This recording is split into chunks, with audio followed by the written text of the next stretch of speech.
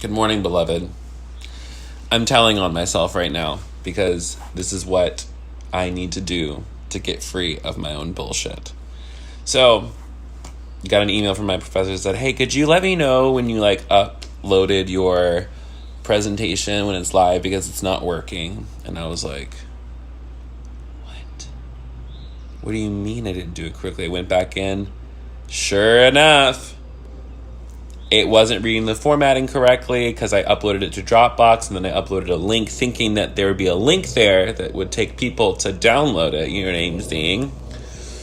And unfortunately, that wasn't the case. Unfortunately, what had happened is that, those lovely educational software network platform thingies don't always work the way you want them to.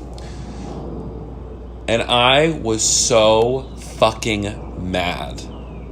And I screamed that scene in Mean Girls where Regina George realizes that Lindsay Lohan is the bitch who's been making her get fat all of a sudden off of these Caltine bars.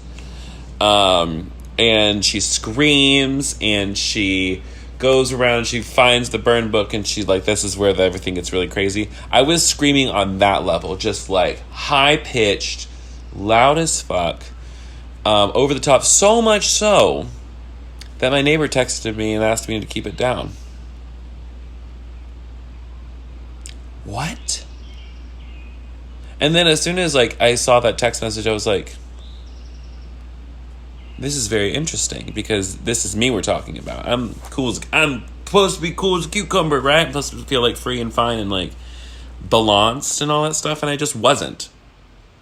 I lost my shit because I've been cooped up in just one or two places. I have been not seeing my friends. I haven't been going, not going to church, grocery stores, most of my interaction. And because so much of my work is already online, for me, a Zoom call feels like more work for me. And I just lost it. And it impacted somebody else. And I'm like, that's interesting. And so once I realized that's what it was almost like there was this as soon as I realized that's what it was, it stopped. It's oh, you're really in pain right now, aren't you? You're really suffering a lot, aren't you? You're really you've got, that's in there. That scream, that frustration. It's not about the assignment. It wasn't about the assignment. It never was about the assignment. It was the fact that I feel powerless right now. The fact that I feel so stuck. The fact that I am unable to make my life any different than it is right now. Or at least I perceive that I can't make my life different right now. But let me tell you what. One thought changed everything. One thought about myself saying, oh, you're not stupid. You're just suffering. You're not dumb. You're just hurting right now. And that one thing poked you in your shame. And for me, I have a lot of there's an old script in my head that says you are so stupid, Kevin. You can't that's the thing I used to tell myself all the time. And so in the moments when I do something that could have been avoidable, the thing my ego tells me is, you're so fucking stupid, Kevin. You're an idiot. What made you think that you could do X, Y, Z? And then my reaction to that is not just, you're so stupid, Kevin, but what the fuck is your problem? So that anger that was pouring out of me was just directed back at me. I was so angry. And then I realized oh, I don't have to feel this way. It was a simple mistake. And it was easily corrected. I just uploaded it to Google Drive and sent it back. And you know who's gonna... It's a 13-minute talk. It's not gonna take any more of my classmates' time. Plus, none of us are doing anything anyway. So why did I get so angry with myself? Because I'm scared a little bit. And so I just want to for me, this is a moment where I'm noticing, I'm not below my anger. Or I'm not above my anger. Which feels kind of nice in some ways to recognize, it's the moment you think you're enlightened, right? It's the moment you think you're enlightened when your body will show you how much you still haven't dealt with. And so if you're at home right now, and there is a lot of tension in your body, if there's a lot of anxiety in your body, my question is, how's your practice?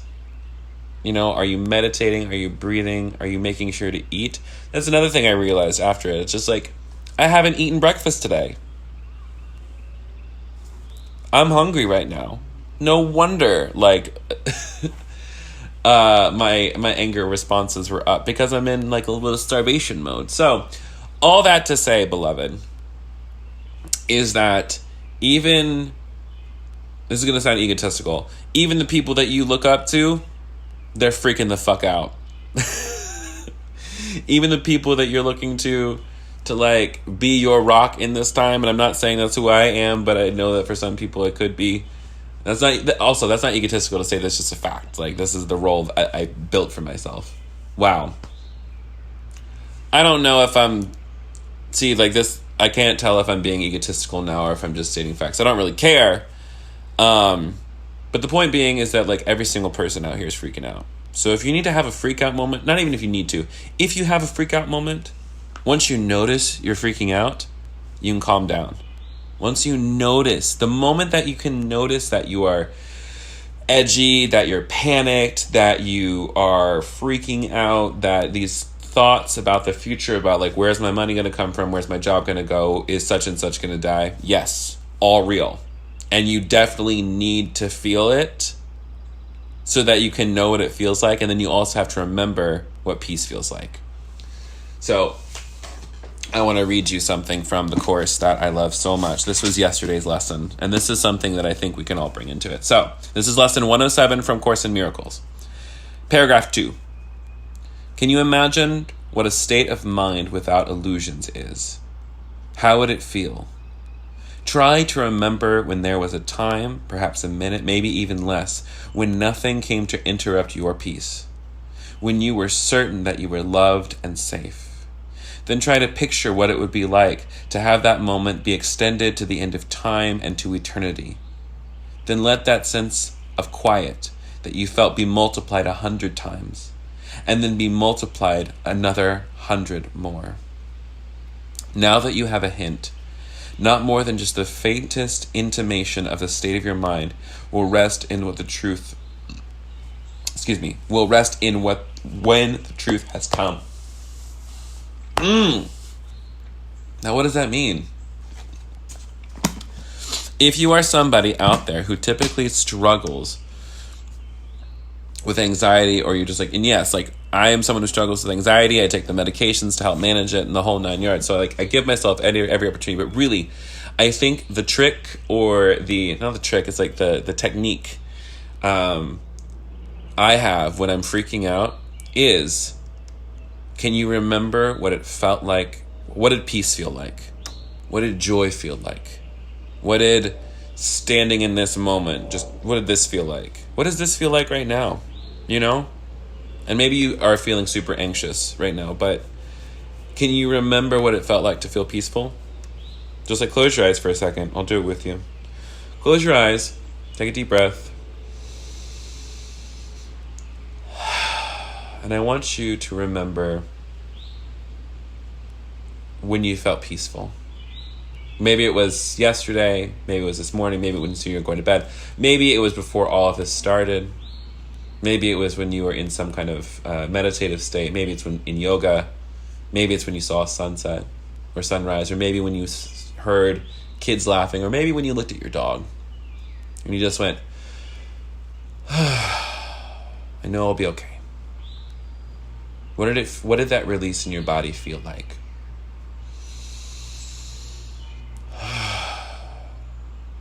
And maybe for you, that sigh out is going to come with some tears.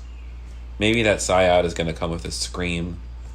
Maybe that sigh out is going to come with just, I still feel so much tension in my body and I don't know like how to get rid of it. It's okay. Sometimes there's nothing to do but just to be here. But I want you to remember what this peace felt like. Before the tears started rolling, before the scream came out. Before you even needed to scream. We can welcome this peace at any time just by taking a deep breath. we can recognize that our suffering is not a unique situation, but that we're all suffering a lot right now. And when we can remember that this is not, like, we're not as unique as we think we are. No one's ever felt pain like we had, and sure, no one's ever felt pain like we had, but also people still feel pain, and it's different. So you tell me about yours, and I'll tell you about mine. And we'll hold space for one another.